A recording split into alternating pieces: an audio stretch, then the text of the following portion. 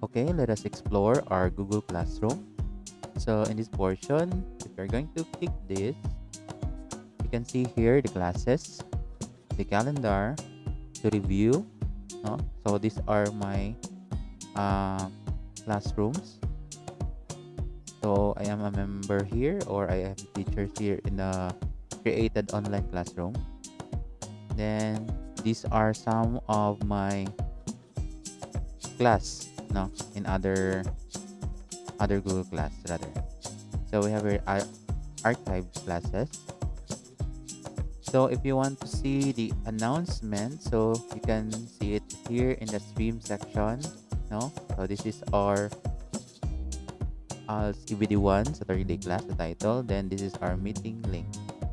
So as the student on our virtual classroom, then this is the announcement, first announcement, second, and the third.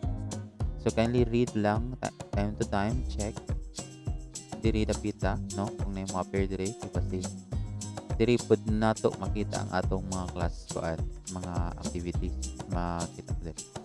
Then here sa class work, you can also see the different modules. So as of now, we have modules 1 and 2, no? So if you're going to click that, you may see the informations. Then kindly uh, sign in the attendance, no? So sign in lang ka diha sa attendance. Then wala pa ko nagbutang pero time to time ako na siyang butangan. Kindly check lang. So kanina video na po na to makita dito. Then sa module 2, so this will be our fundamentals, no? Module 2.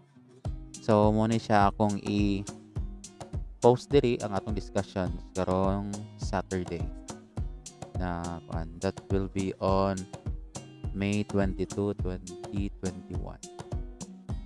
Then sa people makita po nato diri, no? Teachers man ang nabilong di ako. So sa people makita po diri ninyo ang inyong mga classmates. Okay? So unsaon siya pag kuan, for example na ay exam, so to view your work mo lang na i-click, so makita diri kung unsay naka-assign sa inyo, ha. So wala pa man ko so far karon nag-assign. Okay, thank you and blessed day everyone.